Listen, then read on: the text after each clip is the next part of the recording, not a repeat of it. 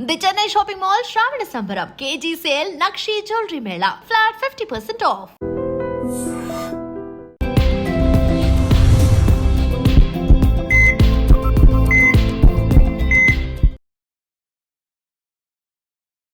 నమస్తే, welcome to healthy conversations with iDream media. నేను మీ ఝాన్సీ. సో ఈరోజు మనతో ఉన్నారు జనరల్ ఫిజిషియన్ డాక్టర్ లక్ష్మి గారు.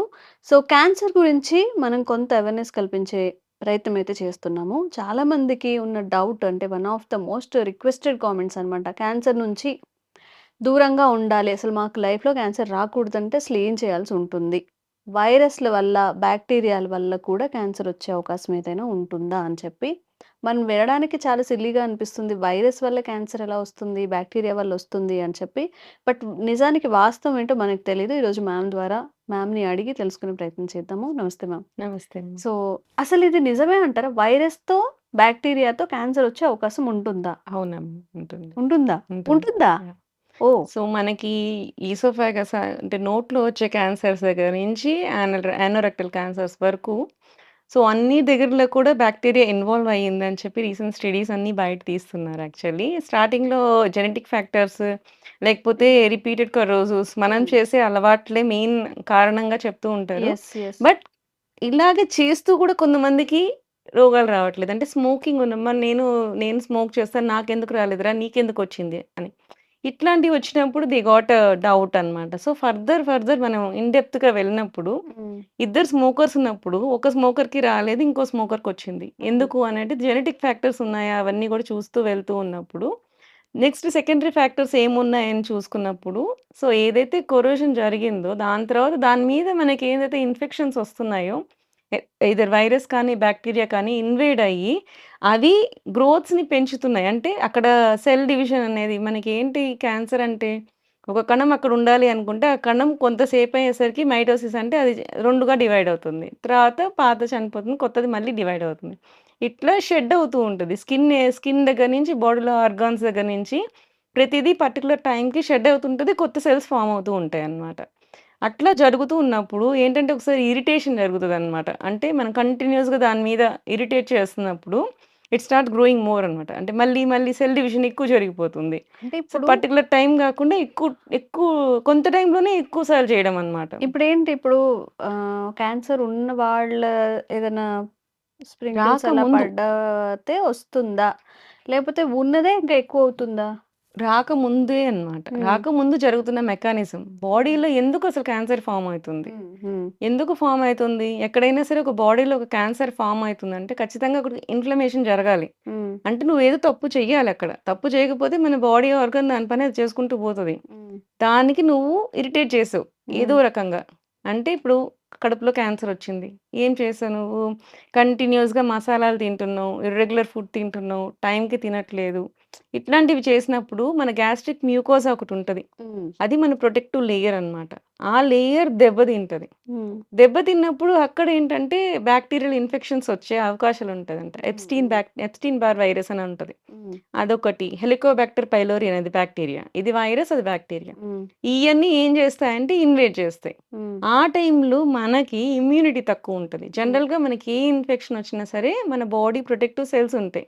లైక్ టీ సెల్స్ అన్నమాట. డబ్ల్యూబీసీ సెల్స్, టీ సెల్స్ ఇవుంటాయి. హ్మ్. ఇవేం జేస్తాయి? వైరస్ రాని, బాక్టీరియా రాని నువ్వు మందులేసుకోకపోయినా కానీ వాటికి ఫైటింగ్ కెపాసిటీ ఉంటుంది. అవి చంపేస్తాయి. అవి చంపేసి మన బాడీని ప్రొటెక్ట్ చేస్తాయి. ఆ ప్రొటెక్ట్ చేసినప్పుడు మనం ఏం చేయాలి? ఓకే. మనం ఇంకోసారి ఇలాంటివి తినకుండా ఉండి జాగ్రత్తగా ఉన్నారనుకోండి. సో, అది మళ్ళీ దానికది రికవర్ అయితది. Heal okay. అవుతది. ఓకే. సో, అలా చేయలేదు. హ్మ్. మళ్ళీ అదే పనిగా దాన్ని మళ్ళీ ఇరిటేట్ చేస్తూ ఉన్నాం. సో, హ్మ్. కొంత టైంకి ఈ టీ సెల్స్ అవన్నీ కూడా వెక్స్ అయిపోతాయి. సో, హ్మ్. వెక్స్ అయిపోయినప్పుడు ఆ పని ఆగిపోయినప్పుడు ఇక్కడ బాక్టీరియాలు ఏదైతే ఇన్వేడ్ అయి ఉన్నాయో హ్మ్. బాక్టీరియా కానీ, వైరస్ కానీ హ్మ్. అవి దే స్టార్ట్ గ్రోయింగ్ ద సెల్‌ని ఇరిటేట్ చేయడం స్టార్ట్ చేస్తాయి. సో, అది హీల్ చేసుకోవడానికి ట్రై చేసే టైంలో హ్మ్. అది ఎక్కువ రియాక్ట్ అవుతది సెల్.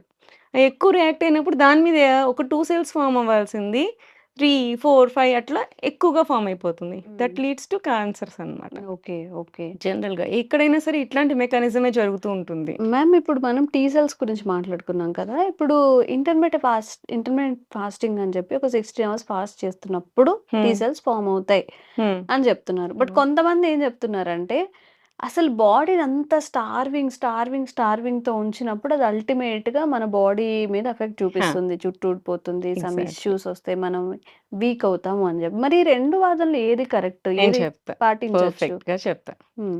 అతి సర్వత్ర వర్జయేత్. హ్మ్. అసలు చేయకపోవడం కూడా తప్పే. ఓకే. అసలు చేయకపోవడం, అతి చేయడం 2 తప్పే. హ్మ్. ఆ తప్పే, అతి తప్పే. అసలు అది చాలా మంది చేస్తున్న తప్పే అది. ఫాస్టింగ్ చేయమంటారు. హ్మ్. కానీ నీకు 36 అవర్స్ చెయ్యి, 48 అవర్స్ చెయ్యి, 40 రోజులు చెయ్యి, 20 రోజులు చెయ్యి ఇలా ఎక్కడ చెప్పలేదు. హ్మ్. యాక్చువల్లీ లంఘనం పరమౌషధం. ఈ మాట చెప్పి లంఘనం అంటే ఫాస్టింగ్ అని చెప్పి చెప్పేస్తారు. హ్మ్. లంఘనం అంటే పర్టిక్యులర్ అర్థం ఏంటంటే హ్మ్. లఘు ఆహార భోజనమితి లంఘనం.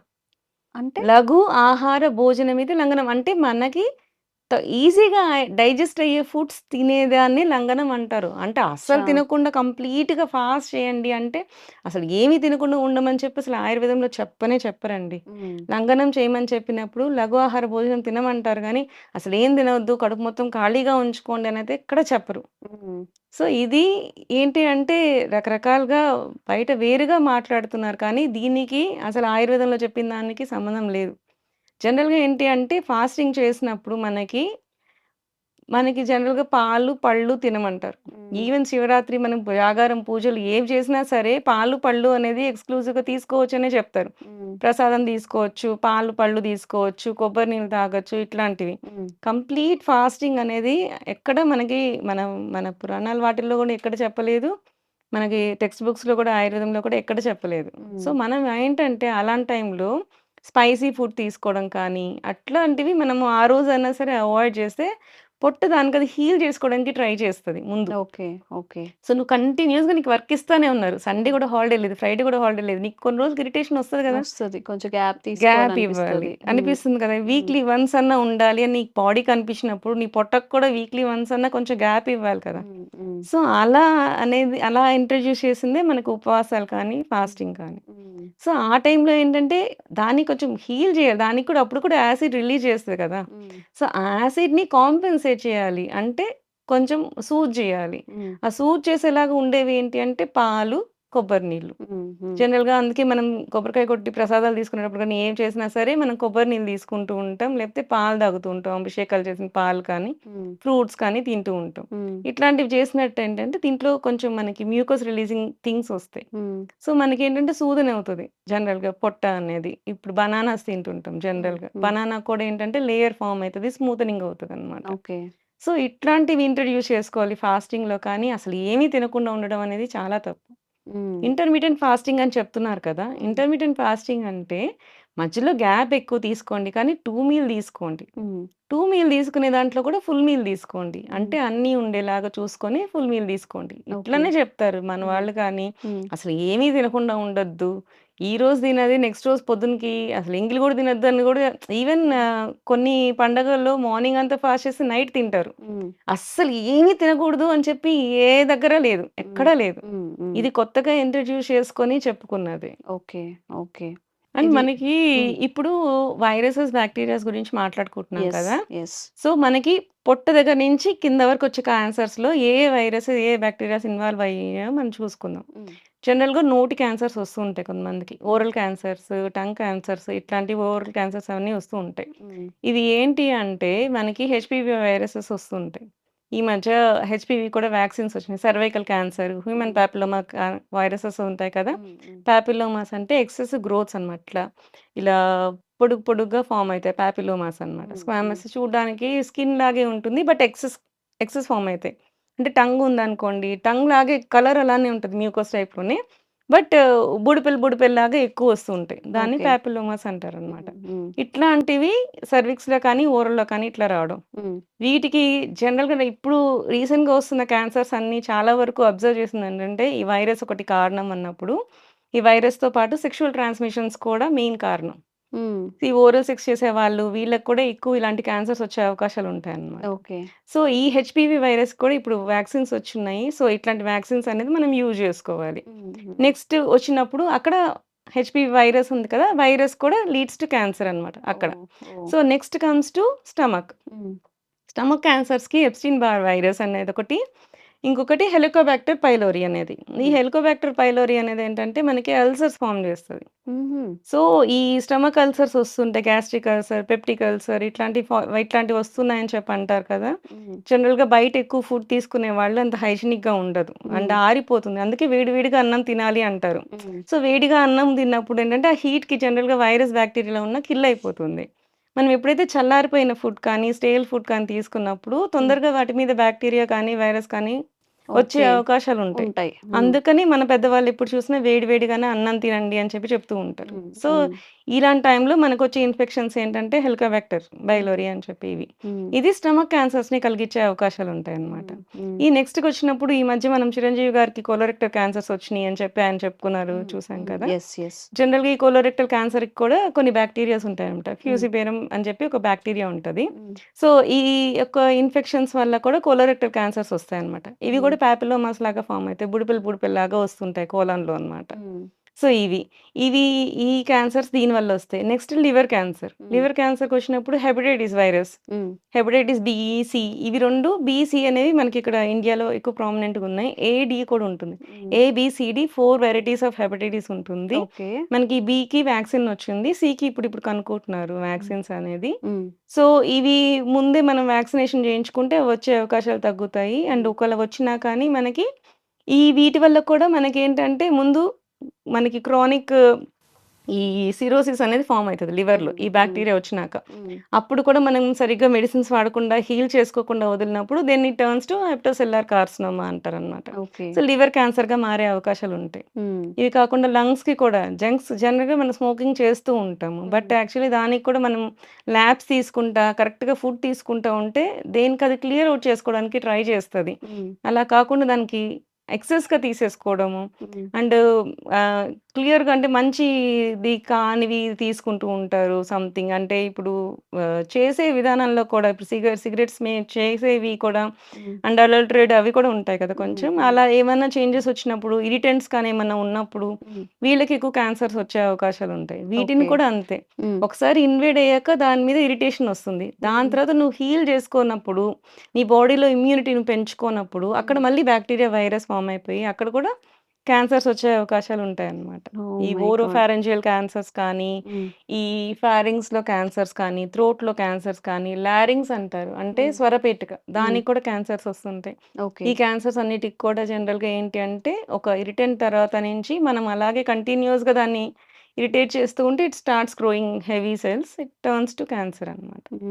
So, okay. ఏదైనా సరే అందుకని మనకేంటంటే బాడీలో ఇవన్నీ కూడా ఎందుకు జనరల్‌గా ఏంటంటే 60 దాటిన వాళ్ళకి ఎక్కువ క్యాన్సర్స్ ఒస్తాయి కదా! హ్మ్. ఇలా ఎందుకు జరుగుతుంది అంటే మెయిన్‌గా ఏంటంటే ఇమ్యూనిటీ. హ్మ్. ఈ ఇమ్యూనిటీ తగ్గిపోయినప్పుడు ఈ సెల్‌ని ఏంటంటే ఎక్సెస్ డివిజన్ జరగనీయకుండా ఆపడానికి అవ్వదన్నమాట. హ్మ్. సో, వాళ్ళకి ఎక్కువ ఇన్ఫెక్షన్స్ వచ్చే అవకాశాలుంటాయి. సో, అందుకని ఏజ్డ్ వాళ్ళు పర్టిక్యులర్‌గా హ్మ్. హ్యాబిట్స్‌ని కొన్ని తగ్గించుకుంటూ వాళ్ళు హెల్తీ లైఫ్ స్టైల్స్‌కొస్తే ఫర్దర్ క్యాన్సర్స్ రాకుండా ఉండే అవకాశాలుంటాయి. ఓకే. అండ్ ఇప్పుడు మళ్ళీ చెప్పాను కదా! సెక్షువల్ ట్రాన్స్‌మిటెడ్ హ్మ్. వైరసెస్ హ్మ్. ఎక్కువ హ్మ్. వస్తున్నాయని హ్మ్. చెప్పి ఇవి ఇవి కూడా చాలా పర్టిక్యులర్‌గా ఉండాలి. హ్మ్. జనరల్‌గా ఏంటంటే మల్టిపుల్ పార్ట్నర్స్ ఉన్న వాళ్ళకి కూడా ఎక్కువ క్యాన్సర్స్ వచ్చే అవకాశాలుంటాయి. ఓహ్ మై ఈ గాడ్! హెపటైటిస్ బి వచ్చినా సరే, హెచ్‌పివి వైరస్ వచ్చినా సరే, ఇవి 2 కూడా మీకు ట్రాన్స్‌మిషన్ వల్లే వస్తుందనమాట. హ్మ్. జనరల్‌గా ఒకళ్ళకొకళ్ళు మనం తినే దాంట్లో రాదు.